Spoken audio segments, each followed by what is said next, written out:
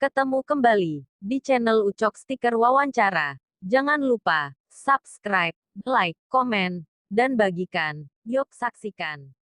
Wassalatu wassalamu ala sayyidina Muhammadin sayyidil mursalin imamal muttaqin khataman nabiyyin wa ala alihi wa sahbihi ajma'in wa man tabi'ahum bi ihsanin ila yaumiddin. Subhanaka la ilma lana illa ma 'allamtana innaka antal alimul hakim.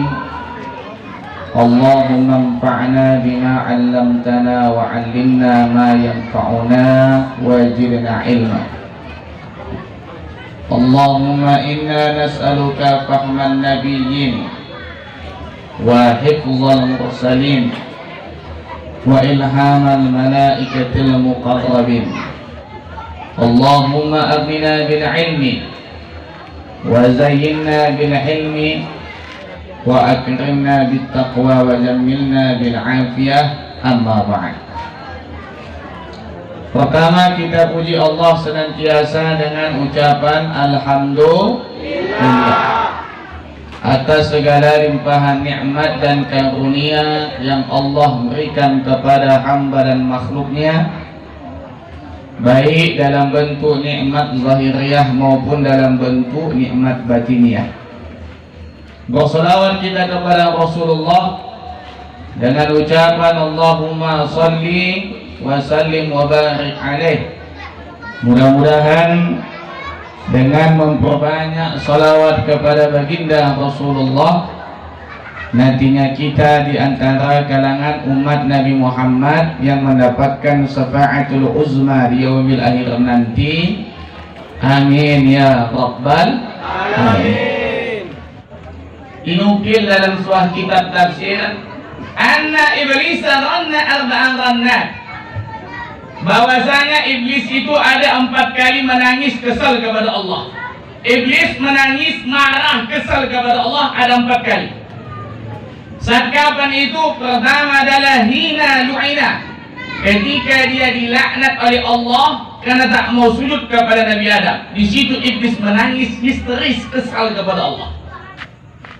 Yang kedua hina uhbit, yang kedua ketika dia dicampakkan dari surga, dibuang secara hina ke dunia, masuk ke dasar lautan. Maka istana iblis itu di dasar laut. Maka bak kotoran laut berhantu, memang tempat iblis di laut.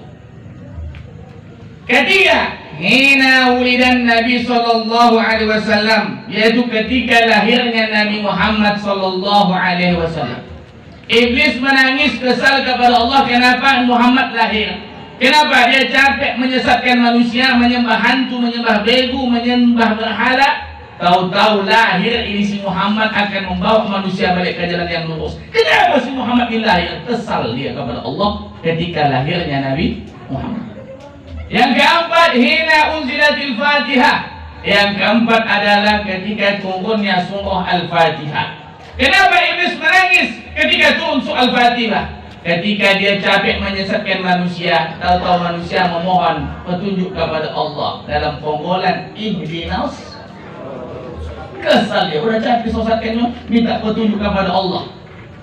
Di antara 4 yang membuat iblis kesal adalah hina wulidan Nabi sallallahu alaihi wasallam, yaitu ketika detik lahirnya Nabi Muhammad. Lahir Nabi, iblis menangis kesal kepada Allah, kenapa Muhammad dilahir. Lahir Nabi disebut dengan bahasa Arab maulid. Jadi kalau ada orang yang tak suka dengan maulid Nabi, berarti kafir.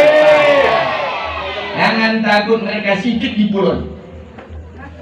Tak senang jumpai Ardiansah, berhujah jadi, debat jadi. Mereka hanya katakan menurut ulama kami ini tidak ada, bid'ah kita pun menurut ulama kita. Mungkin orang yang di luar sana dengar ini kata Ardiansah, fatwa ulama yang bolehkan maulid. 1. Imam Jalaluddin Asyuti. 2. Imam Ibnu Hajar Al-Asqalani. 3. Imam Mutawali As-Sa'rawi dalam kitab beliau Anta Tas'alus Kama Yujib. Yang keempat, Ibnu Taimiyah dalam kitab beliau Iqtara' Shiratal Mustaqim. 5, Syekh Ali Jumu'ah. 6, Syekh Wahab Az-Zuhaili. 7, Syekh Ahmad Thayyib. 8, Habib Umar bin Hafiz. Ini ulama-ulama menyatakan boleh melaksanakan Maulid Nabi. Cerita tentang Maulid Nabi, oh bid'ah, sesat, tidak ada contoh, jangan adakan Maulid Nabi. Keras mereka terhadap Maulid Nabi, menyatakan bid'ah terang-terangan. Nah, ini yang bahaya kita sekarang. Maka hati-hati kalau menyampaikan. Ini kadang membusuk-busuk, kadang panas nyawa, tak mau menerima perbedaan. Kita siap menerima mereka hidup sekeliling kita, silahkanlah, tapi jangan mengkacau-kacau. Ketika mengkacau-kacau, akhirnya umat marah. Ketika marah, apa yang terjadi? Ketika marah terjadi adalah jangan besok macam ini dan isabil. Tertulis. Bagi yang tak mau sholat berdoa, maka jangan mengisi saf pertama. Kami tak senang dilangkah-langkahi. Itu menjadi isabil. Kenapa? Orangnya tidak ada akhlak, tak ada adab. Kalau seandainya tak sependapat, tak sepaham, duduk situ jikir sendiri, hargai orang. Ini tidak, mereka bukan ingin menghargai, ingin menunjukkan bahwa kami beda dengan kamu. Dan kamu buat itu bid'ah, kamu pelaku bid'ah, zikir bersama bid'ah, kamu zikir bersama, doa bersama itu bid'ah. Tapi anehnya semuanya bid'ah kita dibilangnya, tapi dia berimam sama kita, sahkah sholatnya? Kembali fitnah kepada diri sendiri kan? 95% masjid musola orang kita jadi imam, orang tahlilan jadi imam, orang baca kulhu jadi imam, orang maulid jadi imam. Mereka menjadi makmum. Kata mereka itu semua bid'ah, bid'ah masuk neraka, sesat. Kok bisa dia mengimami orang kita? Sahkah sholatnya? Karena fitnah dia sendiri kan? Seharusnya dia jangan sholat di Nurul Jalal, seharusnya jangan dia sholat di Masjid Silaturahim, jangan dia sholat di Syuhada. Dia buat musola sendiri, masjid sendiri, kelompoknya sendiri. Seharusnya. Ternyata sholat Jumat ke Nurul Jalal juga nya, Jumat ke Syuhada juga nya. Maka ini kadang akibat mengkacau-kacau akhirnya busuk. Selanjutnya Bapak Ibu jamaah yang dirahmati oleh Allah Subhanahu wa taala. 3-4 tahun yang lalu pulang Maulid timbul di benak saya sebelum tidur. Bagaimana Aminah mengandung Nabi? Bagaimana Aminah mengandung Nabi? Kecil saya dari mulai budak koncok macam di belakang dulu dibawa emak saya. Dulu pakai teh manis dulu saya itu, pakai teh manis, roti kelapa, budak-budak dulu. Inilah sampai sudah menjadi tua bangko, sampai saya ikut universitas UIN, sampai sekarang ini tak pernah saya temukan bagaimana Aminah mengandung Nabi. Dan terus terang banyak kita mendengar maulid, maaf bukanlah meremehkan para mubalik, memang tak pernah kita doakan. Sehingga menjadi penasaran bagi diri saya, ini yang dikandung Aminah manusia yang terbaik, manusia yang paling agung, imamnya para rasul, pasti beda menurut batin saya. Akhirnya saya tak tidur sampai subuh mencari kitab di rumah saya yang betul tidak ada Aminah bagaimana mengandung Nabi. Ada dulu kitab Nurul Yakin, nah itu diajarkan dulu di MPI, dan saya temukan tak ada. Memang betul-betul Pak Mahmud, orang MPI hebat-hebat. Nah ini kamu dari MPI semuanya orang yang manja rata-rata, setidaknya mari sekamu. Adalah kitab tipis Arafut Ta'rif bi Maulidis Syarif. Disitulah saya temukan rupanya Aminah mengandung Nabi itu beda ibu. Apa bedanya Ustaz? 1. Kata Aminah, "Ma sya'artu anni hamaltu bihi." Kata Aminah, aku tidak ada tanda-tanda bahwa aku mengandung Muhammad. Beda tidak? Beda. Apakah perempuan punya tanda-tanda? Ada. Lumrahnya tanda-tanda perempuan hamil adalah mual, muntah, jangan sedikit mencium bau Pasifik, muntah, bau ari, muntah, bau amis, muntah. Aminah tidak ada. Aku tidak ada memiliki tanda-tanda aku bahwa hamil Muhammad. Yang kedua, tanda-tanda lumrah perempuan hamil perut pasti buncit. Aminah tidak. Dia seperti perempuan biasa. Nah, inilah anugerah Aminah mengandung Nabi. 3. Wala wajadtu lahu siqalan kama tadilun nisa. Aku tidak pernah merasa ada beban berat ketika aku mengandung Muhammad seperti kebanyakan para perempuan. Apakah perempuan banyak merasa beban berat ketika mengandung? Iya. Apa diantaranya? Satu, paling tidak mengidam. Sehingga orang kata mengidam itu 1000 rasa yang harus ditunaikan. Ada seandainya tak ditunaikan lakinya, besok anaknya lahir mengences-ngences. Betul tidak? Tak tahu saya. Mengidam itu 1000 rasa. Mengidam ini bagaimana Ustaz? Boleh dalam agama. Kalau tidak bertentangan syariat, lakukan semampu. Tapi kalau bertentangan dengan syariat, tidak boleh. Lalu apa lagi? Aku tidak pernah merasa beban berat ketika mengandung Nabi. Sebagaimana lumrahnya para perempuan, pasti akan terasa berat. Umur 8 bulan dalam kandungan, pasti sudah mulai sosak. Badan sudah merangkak. Golek sudah mulai payah. Mereng ke kanan payah, mereng ke kiri payah, telontang payah, apalagi terlungkup. Akhirnya tidak ada. Begitulah sakitnya seorang ibu yang hamil. Ini bagi kita. Mereka tahu kita. Nabi ditanya seorang sahabat, ya Rasulullah, siapa yang mesti kau hormati? Ummuka, summaman ummuka, summaman ummuka, summaman abuka. Siapa yang mesti kau hormati dalam hidupku ya Rasul? Ibu kau. Siapa lagi Rasul? Ibumu. Siapa lagi Rasul? Omak kau. Habis dia Rasul, ayahmu. Sehingga kata para ulama hadis, sayang kepada omak 3:1 daripada ayah. Kita sebagai ayah jangan iri. Kenapa? Kata para ulama hadis dalam mensarahkan hadis tersebut, ada 3 pada ibu, tak ada 3 pada ayah. Apa itu? 1, ibu yang mengandung, tak ada ayah yang mengandung. Kenapa bisa ibu yang mengandung? Allah titipkan sifat rahman bagi perempuan sehingga sabar menjaga janinnya, jangan terjatuh dan sebagainya.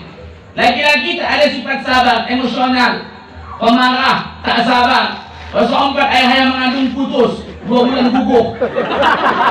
Yang kedua, apa itu? Ibu yang melahirkan.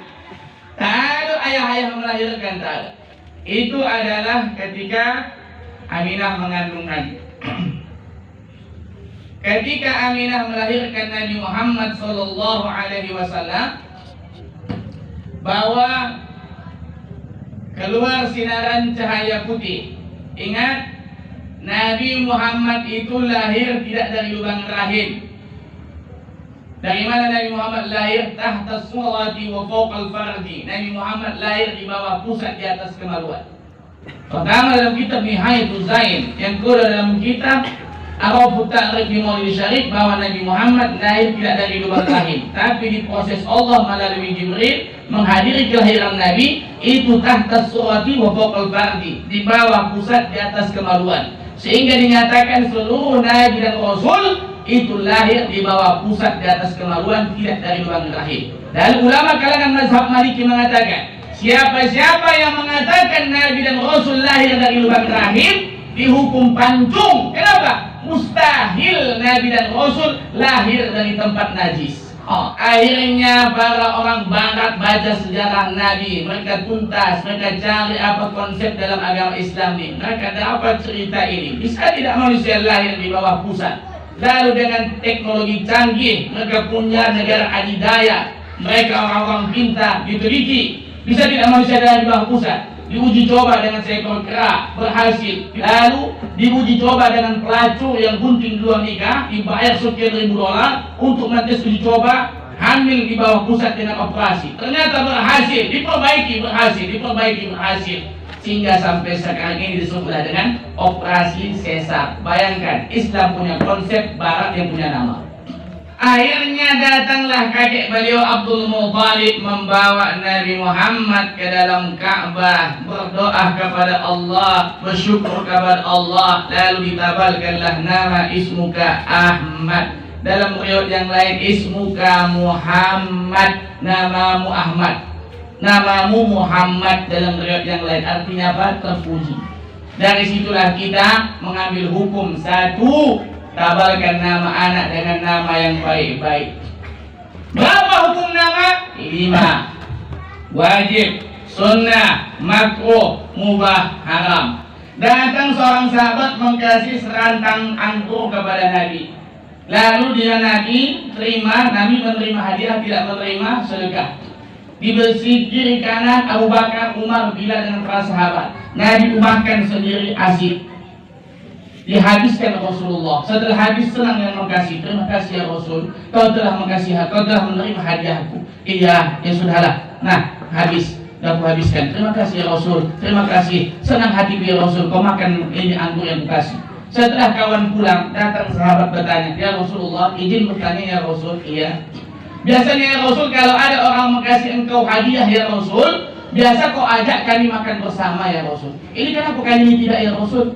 Kau sendiri menghabiskan kau bulan-bulan ya Rasul. Apa jawaban Nabi Muhammad SAW? Ayo. Aku tak mengajak kalian karena aku takut khawatir wajah kalian berubah nama makannya. Kenapa bisa wajah kalian berubah ya Rasul? Karena anggurnya masam.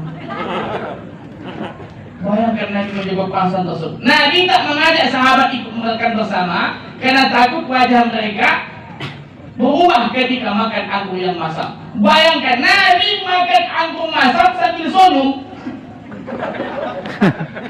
Kita makan joko masam. Lalu apa yang kita buat anak? Ketika lahir supaya menjadi anak yang saleh. Ini ketika lahir ajankan telinga kanan, komatkan telinga kiri. Kita tak mungkin dibawa anak cucu masuk ke dalam Ka'bah, tak bisa. Nabi hanya yang dibawa ke dalam Ka'bah. Lalu apa langkah-langkah menjadi anak yang saleh? Ajankan telinga kanan, komatkan telinga kiri. Bagaimana? Baik anak laki-laki maupun anak perempuan. Bukan laki-laki azankan, perempuan komatkan. Salah. Yang betul baik anak laki-laki maupun anak perempuan azankan telinga kanan, komatkan telinga kiri. Apalagi hikmahnya diajarkan agar kalimat yang pertama kali dia dengar adalah kalimat tauhid. Agar kalimat pertama kali dia dengar adalah kalimat tasyahud. Agar kalimat yang pertama kali dia dengar adalah seruan panggilan salat, hanya ala salat. Agar kalimat yang pertama kali dia dengar adalah kalimat kemenangan, hayya alal falah, istabiqakan menang. Dan ditutup dengan kalimat terakhir, kalimat tauhid, la ilaha illallah. Itu yang pertama kali dia dengar. Membiasakan besok ketika hidup biar dia mendengarkan yang baik, Pak. Siapa mengajarkan? Bukan ayahnya, bukan atuknya, bukan incenya. Siapa? Ahlul khair, yaitu orang yang baik. Cari orang baik di kampung ini, yang sholatnya tak tinggal, puasa tak tinggal, yang wajib tak tinggal. Agar apa? Agar melangkit kesolihan orang tersebut kepada anak kita. Ini tidak ayah hanya pemabuk, ayah yang mengajarkan, mereka label ayah. Selesai itu apa lagi? Sebelum selesai diajarkan, baca surah Al-Ikhlas. Qul huwallahu ahad, Allahus samad, lam yalid wa lam yulad wa lam yakul lahu kufuwan ahad. Ini termaktub dalam kitab I'anatul Talibin, dalam kitab Hasyiah Al-Bajuri. Bacakan Al-Ikhlas. Kenapa penting bacakan Al-Ikhlas, Ustaz? Agar Allah jaga akidah anak kita. Kalau saya menganggap apa? Kalau dia aliran sesat, ada pengikut. Kalau dia pemahaman sesat, kalau saya mengambil paham, dia hanya kurang belajar, kurang membaca. Apa di antara pemahaman sesat yang terabak di pengajian oma-oma dan dia adalah ustadz kabir dan dia adalah terkenal kesukaan oma-oma pun memanggilnya itu. Apa dia katakan? Pertama, bersentuhan ayah sama anak perempuan batal wudu. Padahal mahram. Bersentuhan dengan mertua batal wudu. Padahal mertua itu mahram selama-lamanya. Kalau tertinggal tasawuf awal, boleh diganti tasawuf awal di rakaat kedua. Ini gawat ini. Barusan ini membuat video lagi bulan puasa semalam. Dia katakan bahwa berbuka puasa dengan teh manis batal puasa. Apa tak kacau? Teh manis ini. Sakit utak macam gini. Ini yang menjadi masalah.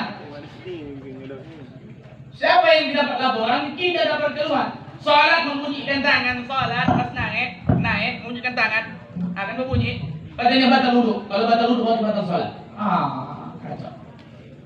Di Sungai Daun begitu juga. Datang seorang khutbah menyampaikan bahwa dalam khutbahnya Nabi Adam itu penyoma. Bukan Nabi Adam manusia pertama. Nabi Adam penyoma. La ilaha illallah. Yang selesai itu apa lagi Ustaz? Anak supaya anak menjadi yang soleh. Panggil orang untuk berdoa. Selesai doa dimarhabankan. Saya tanya dosen saya dulu, dosen bahasa Arab. Apa beda marhaban sama ahlan wa sahlan? Sehingga ada orang mengatakan bahwa ahlan wa sahlan wa marhaban digabungkan dua kalimat tersebut. Artinya sama, selamat datang. Kata dosen bahasa Arab saya, kalau dia ahlan wa sahlan ini digunakan selamat datang kalau tamu itu tamu biasa, orang datang, tetangga ahlan wa sahlan, atau pemilih ahlan wa sahlan, apalagi datang ke mengutang ahlan wa sahlan. Nah ini. Tapi kalau datang itu ulama, orang yang alim, orang solih, dia adalah seorang pejabat tinggi, maka disambut dengan marhaban. Kenapa Nabi dimarhabankan? Karena Nabi adalah tamu istimewa kepada umat manusia. Dia Nabi terakhir, maka Nabi Muhammad kita marhabankan. Selamat datang ya Nurul Aini, selamat datang ya Qamarun. Itu gelar bagi Nabi. Kenapa anak-anak dimarhabankan? Karena anak-anak tamu istimewa dalam kehidupan rumah tangga suami istri. Bayangkan 9 bulan 10 hari ditunggu-tunggu kelahirannya. Bagaimananya cacatnya, baridungnya, bakakinya, belum lengkap jadi besok macam mana dia khawatir tak tahu bagaimana bentuk di dalam. Tahu-tahu lahir lengkap sehat walafiat, maka dimarhaban. Tapi orang sekarang tidak, kalau anak lahir bukan dimarhabankan, dia apa kan ya? Dikibatkan. La ilaha illallah. Orang dulu kalau Quran agak solid dinyanyikan lagu-lagu yang elok. طلع البدر علينا من ثنيات الوداع. Itu dulu. Ini yang harus kita pahami. Habis itu apa lagi? Bacakan inna anzalnahu fi lailatul qadr. Kenapa? Agar anak terhindar dari perbuatan zina. Agar anak terhindar dari perbuatan zina. Ini zina, tengok kalau sudah malam minggu, malam Kamis. Oh, sepanjang jalan. Ya, asalkan kadang awak pakai kereta, udahlah tak lagi dah. Nampak orang tu kita pasal. Sengaja awak rapatkan kereta orang tu supaya malu sogan. Awak rapat, orang tu kita rapat. Rapat lagi gini, paling pakai cap pinggang. Kalau rapat orang tu ayah mahal. Dagu ke bau si jantan. Oh, mana yang gede ayah? Antara dia kuping kawan bertungki. Aku nggak ngobrol dari laut. La ilaha illallah. Terima kasih telah menonton berita kami. Tonton berita kami selanjutnya di channel Ucok Stiker Wawancara. Tapi jangan lupa, subscribe, like, komen, dan bagikan. Semoga penonton selalu sehat dan sukses dalam beraktivitas.